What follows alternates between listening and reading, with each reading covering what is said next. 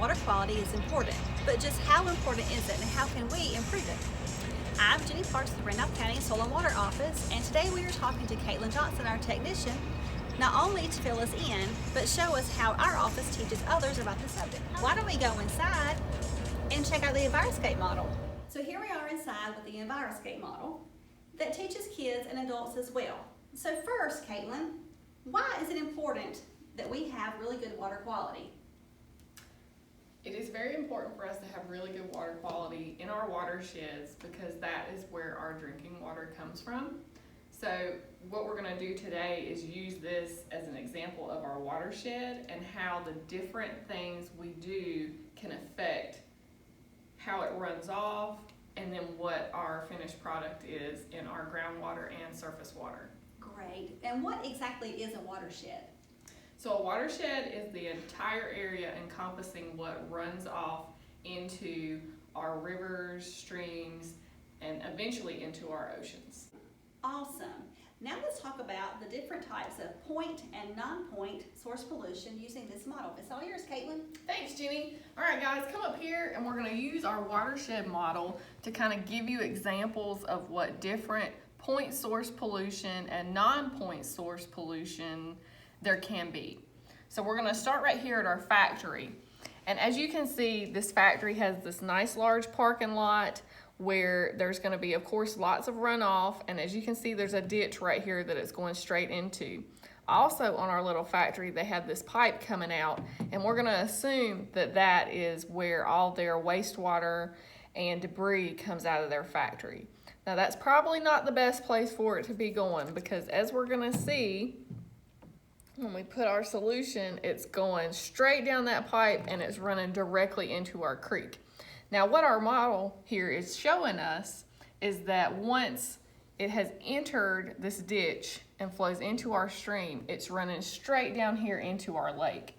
Now if we pretended this was the state of North Carolina, this would eventually end up in our ocean, okay? So this is why it is not a good idea for all of this stuff to be straight piped and then straight into a ditch, into our creeks and river systems. So this was a great example of a point source pollution because you can see directly where the pollution is coming from. You can pinpoint it straight back to this factory and where it's coming out of this pipe, okay?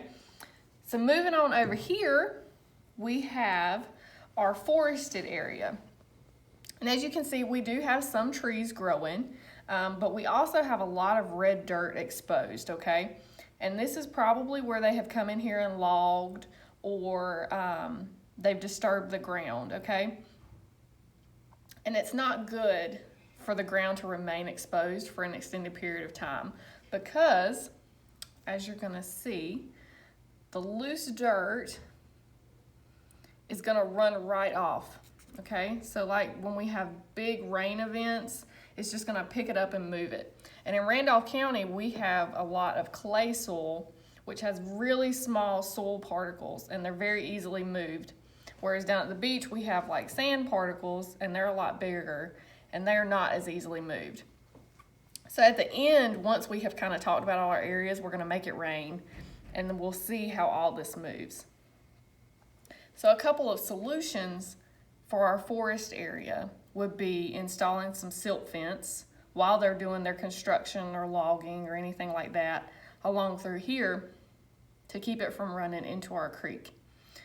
Also, when they're done, they could plant some fast growing seeds. That way we can cover our ground because soil is best to be covered.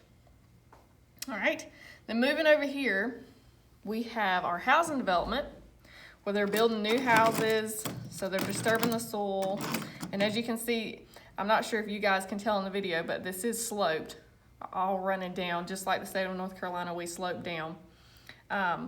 So they're doing construction up here. So we have our clay, we're gonna have loose soil particles up here where they're doing construction. And then also with this housing development, we have this nice green grass. Now, the key to having really nice green grass is fertilizing it. So it's very important when you do put out fertilizer on your lawn to not over apply it. because the fertilizer will act the same way as our soil particles and run right off, okay? So you can do soil tests for your yard to make sure that you're not going to over apply, thus not wasting money and applying so much that it's going to run off. Also in our housing development, these people like to do their own maintenance on their cars and things like that.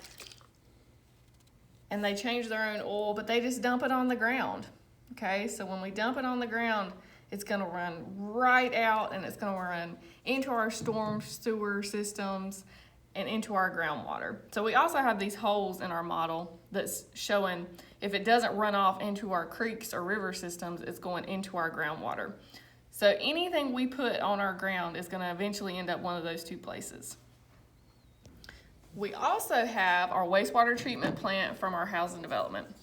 And unfortunately, they're usually located in the lowest lying areas, as you can see by our creeks and streams, simply because gravity tends to pull downhill, and that's where the easiest place to put them is.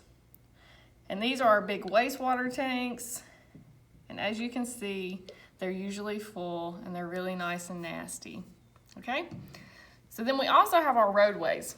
And roadways generally collect a lot of debris, oil, particulates, things like that from the traffic and just cars running over them every day. And with that being a hard surface, when it rains, it's gonna eventually run right off because it's not gonna saturate through the ground. Okay? And then we have our farm. So our farm is one of the most important places to talk about because farmers are usually some of the best stewards of the land, even though they tend to be using the ground and things like that. They always try to do their best to make it work. So we've got him over here plowing this field. There's a couple different things we can do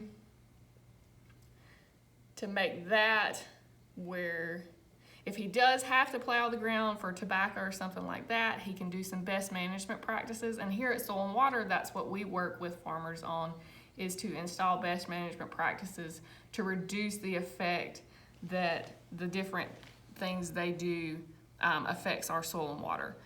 So this guy right here, if he did have a crop that he could use a no-till practice on, we would recommend that. That way he's not disturbing the ground so much. Also, if he did have to disturb this ground, he could put some buffers, silt fence, something like that, so it's not running directly into this lake. And also any type of cover crops that he could plant when the field is not in use, simply to give back nutrients to the soil, or just keep the ground covered. Like we set up here with the forest, anytime our soil is covered is the best time. Then we have over here our cows, and they're kind of chilling in their pasture. They have free access to this creek right here, which is great because they have water. But with cows, they tend to poop in the water or near the water. So that's going straight into that creek, and it's gonna run straight down into our lake, okay? So, one thing we could do for them, our office also helps with this, is we could install fence along the creek. That way the cows can't get in the creek. And then we would also put a drinker in. That way they would have fresh water. And the cows actually prefer the fresh water to the creek because it's usually cooler and cleaner. Also, our farmer, he likes to fertilize his pastures because the cows like green, fresh grass. So he's gonna like a lot of fertilizer on his. He hadn't had time to soil test this year. So next, we're gonna make it rain. We can see what all this is gonna do. Caitlin, is this the golf course up here? Yes, this is the golf course. So this is what we talked about. The fertilizer, they fertilize golf courses a lot. That way, they have really fresh green grass. And do they put pesticides on the golf course also? Yes, very good point, Jenny. They do put pesticides on the golf course. And pesticides, if you didn't know, can be anything to control bugs, weeds, anything that's a pest that you don't want there.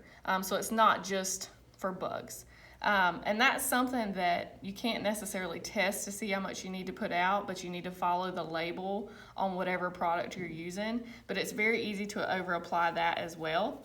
And as you can see, just like fertilizer, if you over apply too much and it can't be used by your soil or the grass, it will run off as well.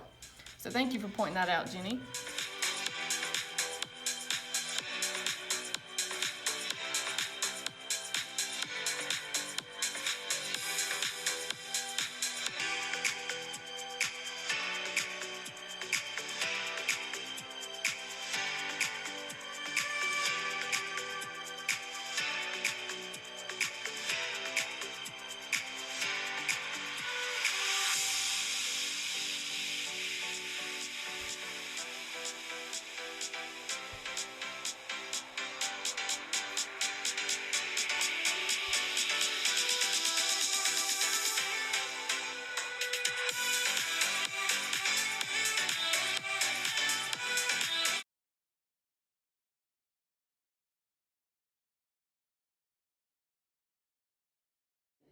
Okay, so we just got done with our rain event, and as you can see, our watershed is kind of a mess because there are all the different pollution sources that we had going on. And going back to point and non-point source pollution, our factory was a really good example of a point source pollution because you can see exactly where it is coming from. But when we come over here to our housing development and our golf course, there's so many different things going on, we cannot pinpoint where exactly the pollution was coming from. Especially once we get down here into our creek, all you see is all this dirt and debris in our creek. Well, you can't tell if it came from our wastewater treatment plant or our newly cleared lot or our forested area. And especially when we get down here into our lake, you have all sorts of debris. We've got cow manure, we've got all our dirt, we've got fertilizer, we've got pesticides, and then we've got our soil from our farmer. So it's really hard to determine where all that has come from once we get down into our lakes and our oceans. But what our model did do a really good job of showing us is the infiltration that happens also with the runoff. So you have to remember that when you look at the different things in our watershed, that it's not just running off, it's also infiltrating into our groundwater. Well, awesome, Caitlin. Thank you so much for being here today and showing us the ENVIROSCAPE model. Anything else you want to talk about while we have it here? I think you covered it pretty well. Well, thank you, Jenny. I'm glad you guys were able to join us today. Hopefully you guys can come away from this with a couple ideas on how your watershed is affected by the different daily activities you have and maybe some ways that you can help protect it. Awesome. And for more information, you can contact our office at 336-318-6490, and there'll be a slide with email addresses at the end of this video. And thank you guys for having us.